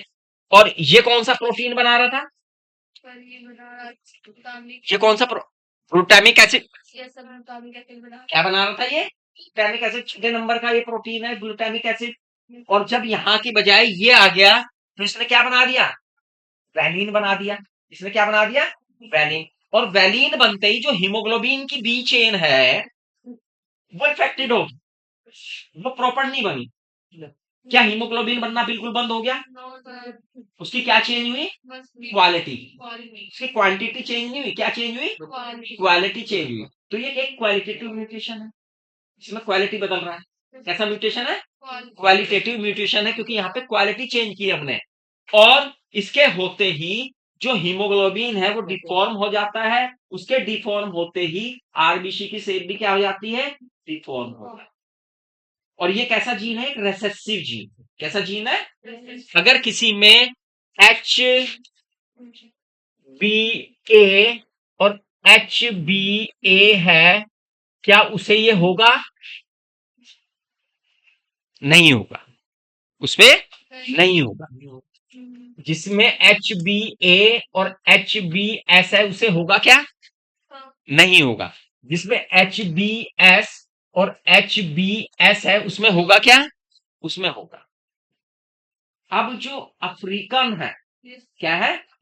अफ्रीकन है, उनमें ये देखने को मिलता है। कौन सा केस? ज्यादातर अफ्रीकी ये है। क्यों है ऐसे? क्योंकि वहां मलेरिया है, मलेरिया में प्लाज्मोडियम है। अब जिसमें ये होगा उससे मलेरिया नहीं होगा, वो मलेरिया के प्रति क्या है? रेजिस्टेंस है। मलेरिया के प्रति रेजिस्टेंस उत्पन्न करने के लिए जीन में क्या हो गया? चेंज। और किसके कारण हुआ ये? प्लाज्मोडियम के कारण। तो प्लाज्मोडियम कैसा हो गया? बायोलॉजिकल। आई बात समझ में? नहीं, प्लाज्मोडियम भी क्या हो गया? एक बायोलॉजिकल म्यूटाजिन हो गया, है ना? क्या हो गया? प्लाज्मोडियम क्या हो गया? एक बायोलॉजिकल म्यूटाजिन हो गया, जो कैंसर को, जो कि किसी क्या परिवर्तित कर रहा है? म्यूटेशन को क्रिएट कर रहा है। समझ में आई बात या नहीं? अब इसके साथ ही एक रोग तो हो ही गया आपका, एक रोग तो इसे अलग से समझाने की जरूरत पड़ेगी अब। किसे? Sickle cell anaemia. सिकल किसे कहते हैं? हसिया क्या होता है? क्या होता है हसिया? हाँ, आप देखा ना, घास काटने वाली जो होती है गांव में, इस तरह की संरचना होती है। क्रिसेंट वून भी जिसे हम कह दें अगर, है ना? सामान्यतः आरबीसी कैसी होती है? बाइकॉनकेव होती है ना? और उसकी संरचना कैसी बदल गई? सिकल सेल हो गया। तो सिकल सेल होते ही क्या हो गया? इसकी ऑक्सीजन कैरिंग कैपेसिटी क्या हो गई? कम हो गई। ऑक्सीजन कैरिंग कैपेसिटी कम हो गई तो पेशेंट में भैया कई व्याधियां उत्पन्न हो जाएंगी, है ना? एक बीमारी के साथ कई चीजें और आ जाती। तो बताइए, म्यूटेशन समझ में आए सब बच्चों को? कोई ऐसा बच्चा जिसे म्यूटेशन समझ में ना आया हो तो बात करे। अब जब म्यूटेशन समझ में आ गए, अब हम पढ़ेंगे डिसऑर्डर्स। क्या पढ़ेंगे बच्चे? डिसऑर्डर्स।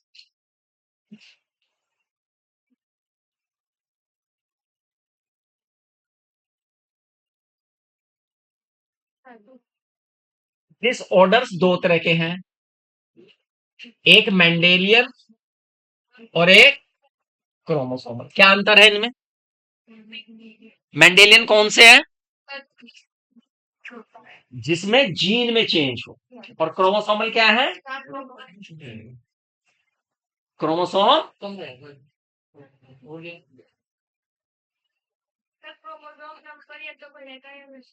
और और डबल हो जाए सेट 2n की जगह 4n 4n की जगह 6n। ठीक है। मेंडेलियन को देखो, मेंडल ने तो एक्सपेरिमेंट किए थे अपने, एलील का कॉन्सेप्ट दिया था उन्होंने। तो मेंडल ऐसे डिसऑर्डर कौन, अब ये भी दो तरह के हो सकते हैं, कौन कौन से? Autosomal and sex link.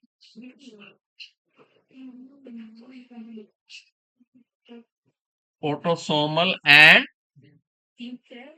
Sex link. Pedigree है ना, वो इसके बाद ही करेंगे क्योंकि तभी समझ में आएगी अच्छी तरह से, है ना? वो बीच में एनसीईआरटी में पहले दे रखी है वो, इससे तो इसे थोड़ा बाद में करेंगे। जब ये समझ लेंगे तो उसके बाद करेंगे, तब ये समझ में आएगी पेडिग्री हमें। क्योंकि उसमें भी हमें देख के बताना होता है फर्स्ट जनरेशन में गई है, दूसरी में गई है, तीसरी में गई। अगर अल्टरनेट जा रही तो हम तभी उस बीमारी को कहते हैं ये क्या है, हेरिडिटी। तो इसलिए इन चीज की जरूरत पड़ेगी।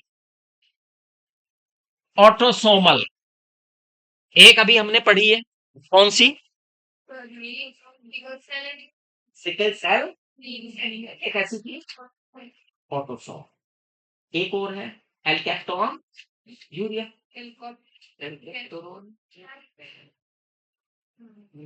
हाँ? क्या ये नहीं है तुम्हारे पे? अच्छा फिनाइल कीटोन यूरिया, हाँ फिनाइल कीटोन यूरिया है, ठीक है। आपके पास क्या है? हाँ phenyl ketone, sorry phenyl ketone urea, yes बिल्कुल सही है। फिनाइल कीटोन यूरिया क्या होता है भाई इसमें? आप जानते हैं एक जीन है 12वें क्रोमोसोम पे, वो क्या बनाता है? फिनाइल एलेनिन नाम का एक सब्सटेंस बनाता है। क्या करता है फिनाइल एलेनिन?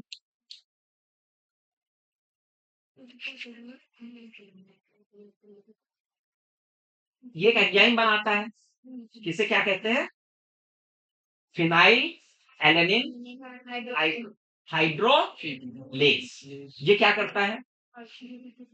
ये फिनाइल एलेनिन को किसमें बदल जाता है? टायरोसिन। किसमें बदल देता है? टायरोसिन। और अगर ये ना बने तो नहीं, ये जमा नहीं होगा, फिर नया ही प्रोडक्ट बनता है। क्या बनता है? PP acid. क्या बनता है? पिपरिक एसिड। पिपरिक नहीं, पीपी एसिड। कौन सा एसिड बनता है? Acid. Phenyl pyruvic phenyl pyruvic acid. क्या बनता है? Phenyl pyruvic acid. और ये एसिड क्या करता है? ब्रेन में जाके क्या होता है? हाँ। इकट्ठा हो जाता है। और जब ब्रेन में जाके इकट्ठा हो जाता है तो हमें मेंटल रिटार्ड करता है। मेंटली क्या करता है? रिटार्ड करता है। और भी कुछ इफेक्ट है जीन के, क्या? पिगमेंटेशन को इफेक्ट करता है। किसको इफेक्ट करता है? पिगमेंटेशन को इफेक्ट करता है, बिहेवियर को भी इफेक्ट करता है। तो इस प्रकार से ये एक ऑटोसोम पर, किस पे? ऑटोसोम पर उपस्थित जीन में परिवर्तन के कारण ये बीमारी हो जाती है। रेयर है, बहुत ही रेयर। रिसेसिव है। क्या है? रिसेसिव। रिसेसिव है तो अगर दोनों एलील एक ही जैसे होंगे तभी ये बीमारी होगी। अगर दोनों एलील एक जैसी बीमारी के होंगे तभी ये बीमारी देखने को मिलेगी। जितने भी रिसेसिव हैं उनमें यही खास बात, क्या? लेकिन ऑटोसोमल। लेकिन सेक्स लिंक्ड में क्या होता है? सेक्स लिंक्ड में ये कंडीशन नहीं है, कंडीशन है आधी है। फीमेल के केस में अगर ये बीमारी एक पर होनी है तो दोनों में होनी चाहिए, और मेल के केस में अगर एक पर भी होगी तो, क्योंकि सामान्यतः कैसी होती है? एक्स लिंक्ड हेरिटेंस होती है। क्या होती है? एक्स लिंक्ड इनहेरिटेंस डिजीज होती हैं या डिसऑर्डर्स होते हैं। कोई एक बीमारी बताओ x linked disorder. Colour blindness क्या है बच्चे? अब ये बताइए मुझे, कलर ब्लाइंडनेस कुछ कलर का जीन कौन से क्रोमोसोम पे होता है? एक्स पे होता है। किस पे होता है? इसलिए से एक्स लिंक्ड इनहेरिटेंस कहा गया। कलर ब्लाइंडनेस को क्या कहा गया है? इनहेरिटेंस। ब्लाइंडनेस क्या है? ये कलर ब्लाइंडनेस बीमारी कलर को डिफाइन नहीं कर पाते है। कौन कौन से कलर? Sir green. हाँ और हाँ। रेड। क्या होता है आंख के अंदर? आपके क्या है? सर कौन है? रोड्स है। रोड्स क्या काम करती है? Brightness, light and dark. और कौन सा काम क्या है? कलर्स है। आप कितने कलर देख सकते हैं? बहुत सारे हैं, अनंत, असंख्य है। कई कलर देख सकते हैं आप, है ना। और उसके लिए इसका मतलब कौन सा है? तो ये क्या करता है जीन, ये अगर इसमें म्यूटेशन आ जाए तो या तो ये रेड या ग्रीन, की जो कॉन्स है उन्हें इफेक्ट कर देता है, जिससे कि वो व्यक्ति इन रंगों को डिस्टिंग्विश करने में असमर्थ रहता है। इनकी पहचान ड्राइवर भी हो सकता है। बिल्कुल नहीं हो सकता। डीएल में ये देखा जाता है, कलर ब्लाइंडनेस तो नहीं है उसे, है ना। कुछ चीजें ऐसी हैं जहां पे कलर ब्लाइंडनेस की एंट्री नहीं है, और उनमें से पायलट, किसी का भी ड्राइवर, ड्राइवर, मिलिट्री और इवन पुलिस, है ना, इवन पुलिस, और कुछ मर्चेंट नेवी में भी, मर्चेंट नेवी, उन्हें भर्ती नहीं कर, बाहर कर दो। अगर कलर ब्लाइंड चेक करा रखा है सबने, सबको लाल और हरा दिखता है, कैसे देखते हो? ऐसे नहीं दिखता वो। और अगर आप हॉस्पिटल में जाएंगे और अपनी आंखें चेक कराएंगे ना, तो उनके पास डॉट होते हैं, कुछ डॉट डॉट बने हुए हैं अलग अलग रंगों में, छोटे छोटे डॉट बने रहते हैं। कुछ पे रेड होता है, कुछ पे ग्रीन होता है, कुछ पे और रंग होते हैं, है ना। तो किस पे उंगली रखते हैं? बताओ बेटा, ये कैसा दिख रहा है तुम्हें? White, colour blind.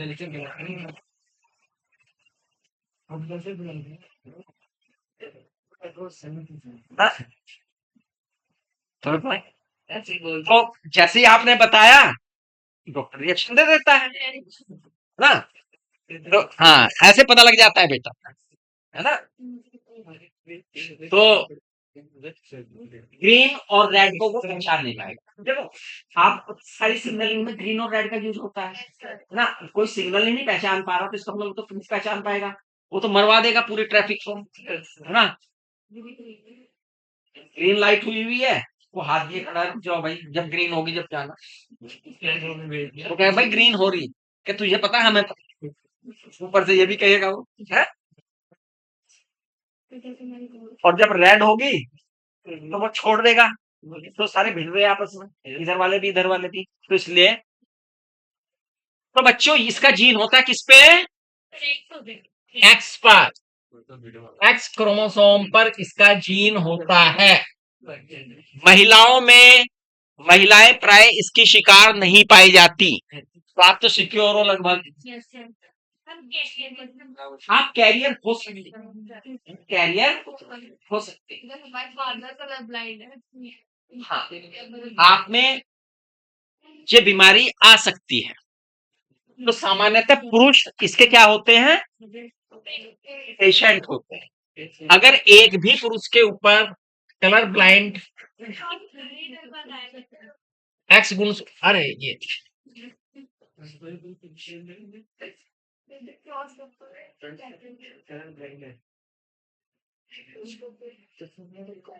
उसकी शादी एक ऐसी महिला के साथ कर दी गई है जो कि क्या है? कैरियर है कलर ब्लाइंड की। प्रोजनी क्या बनेगी भैया?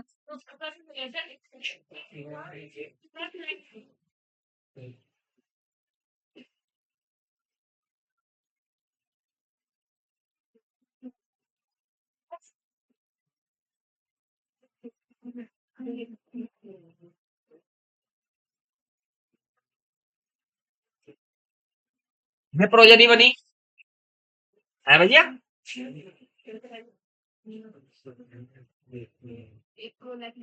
ये बाई है।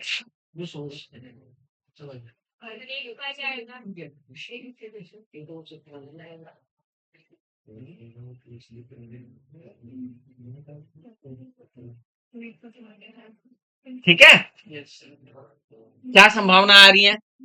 अगर प्रोजनी की बात करें तो प्रोजनी में क्या दिखाई दे रहा है? देखो सवाल कैसे पूछा जाता है। प्रोजनी में क्या दिखाई दे रहा है?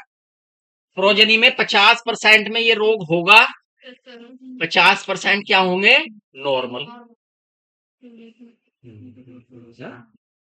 50% में ये रोग है और 50% में ये रोग सर इसमें एक जो सन होगा वो भी इफेक्टेड होगा, उससे भी एक है। एक सन एक्स एक्स ये यहाँ पे ये, ठीक है। 50% में रोग है और 50% में ये रोग है। ये तो प्रोजन की बात हुई। कैरियर कितने परसेंट है? 25%। कैरियर कितने हैं? तो मतलब किसी को आगे तो ये भी लेके जा सकते कैरियर कितने हैं प्रोजनी के? और देने के वो तो फिर 25%। उस कैरियर इसे कैरियर थोड़ा ना कहेंगे, कैरियर इसे कहेंगे। ठीक है सर। कैरियर उसे कहते हैं जिसमें रोग ना दिखाई दे लेकिन उसमें जीन हो। Yes sir. जिसमें रोग दिखाई दे गया वो तो स्पष्ट हो गया, वो कैरियर नहीं रहा, वो तो पेशेंट हो गया। ठीक है ना। प्रोजेनी के कितने परसेंट होंगे कैरियर? गर्ल्स के कितने परसेंट कैरियर होंगे? 50। गर्ल्स में गर्ल्स के कितने परसेंट कैरियर होंगे? गर्ल्स कितनी है? सर 2 में से रोगी कितनी है? 1 कैरियर कितनी है? अगर गर्ल्स की बात करें तो आधी रोगी है आधी कैरियर है, 50% होगी ना कैरियर, है ना। अगर हम बॉयज की बात करें तो क्या है बॉयज में? 50%। 50%। अच्छा, पूर्ण रूप से स्वस्थ कितने परसेंट है? सर 25 25। पूर्ण रूप से स्वस्थ बॉयज कितने हैं? 50%। हाँ, देखो परसेंट का खेल ऐसे ही बदल जाता है, इसलिए ध्यान से पढ़ना होता है कि वो पूछ क्या रहा है ना। अगर ये हो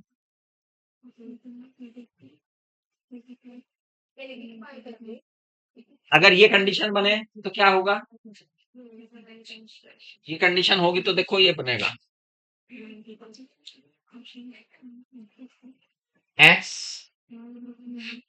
एक्स वाई। इस कंडीशन की बात बता रहा हूं मैं। अगर ये संतान उत्पन्न हो जाए ना, क्या कहेंगे? Colour blind. अरे इसके तो माँ भी ठीक है, बाप भी ठीक है, इन लड़के को पता नहीं क्या हो गया, लड़कियां सारी ठीक है, लड़के को ही हो रहा कुछ हो रहा है, इसे ही कुछ है, प्रेत हो रहा है ना। ना मदर को ये बीमारी है ना फादर को ये बीमारी है, लड़कियां भी अच्छी खासी खेलती कूदती फिर रही है, लड़के को ही हो रहा है कुछ। हालांकि कहाँ छिपा है राज? कैरियर। कैरियर है भाई, कोई ना कोई जीन का क्या है? कैरियर। और बहुत सी ऐसी बीमारियां हैं जिनके कैरियर्स होते हैं, हमें पता नहीं, है ना, हमें पता नहीं, पता होना चाहिए। एड्स का भी कैरियर है? हाँ जी, एड्स जीन के कारण नहीं हो रही, वायरस जा रहा है तो उसके कैरियर ही होते हैं जो फैलाते हैं, है ना। इतनी बात समझ में आ गई सब बच्चों के? कलर ब्लाइंडनेस समझ में आ गया। एक कौन सा रोग है और कौन सा रोग है? हीमोफीलिया। ऐसा ही है, हीमोफीलिया भी क्या है, क्या होता है हीमोफीलिया में? उसमें ना मतलब क्वांटिटी हीमोग्लोबिन की इफेक्ट होती है। नहीं वो नहीं है, वो नहीं है। हीमोफीलिया, थैलेसीमिया नहीं, सर उसमें ना हीमोफीलिया कांस्टेंट ब्लीडिंग होती है। है, कांस्टेंट ब्लीडिंग सर उसमें कांस्टेंट। अगर कट लग जाए तो खून निकलता है, क्योंकि उसमें फैक्टर जो है बनता नहीं है, क्लोटिंग फैक्टर इफेक्ट हो जाता है। क्लोटिंग फैक्टर क्या हो जाता है? इफेक्ट हो जाता है। क्लोनिंग फैक्टर के इफेक्ट होने के कारण व्हाट विल हैपन?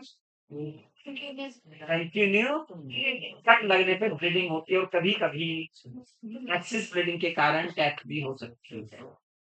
किसी रॉयल फैमिली में ये बीमारी का कोई केस बता सकते हैं? सर हुआ था वो इंग्लैंड की है महारानी विक्टोरिया, विक्टोरिया के साथ हुआ था। क्वीन विक्टोरिया, यस सर, नाम सुना है तुमने? यस सर, अच्छा, कहीं चित्र भी देखा विक्टोरिया का? यस सर, कहाँ?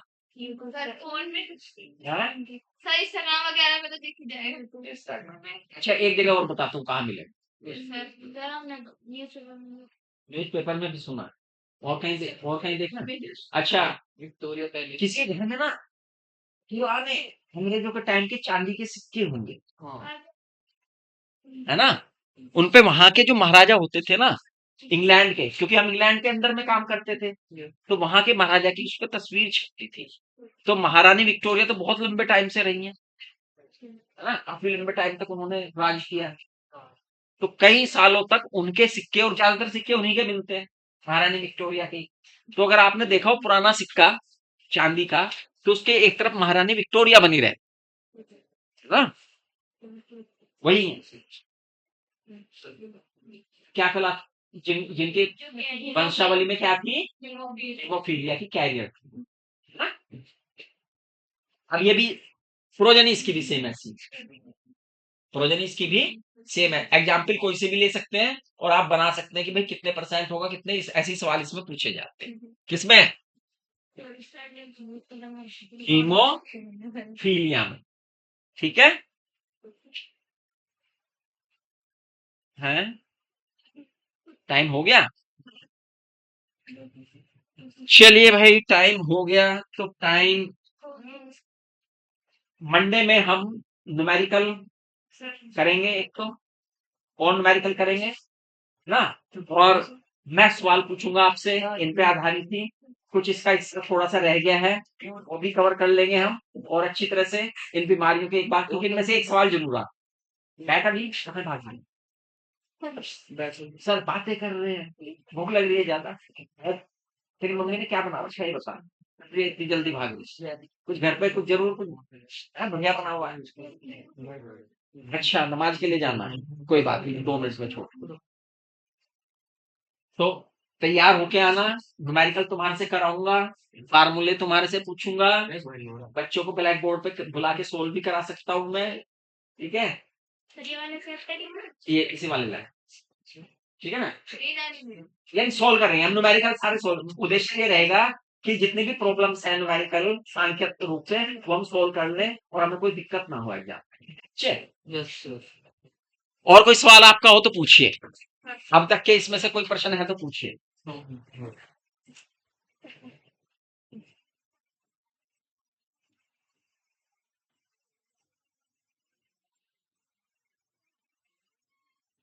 ठीक है, आपका वो टेस्ट भी मंडे में दे दूंगा मैं, टेस्ट जो है वो भी मंडे में हम दे देंगे आपको, तो वो भी, हाँ जी, ठीक है।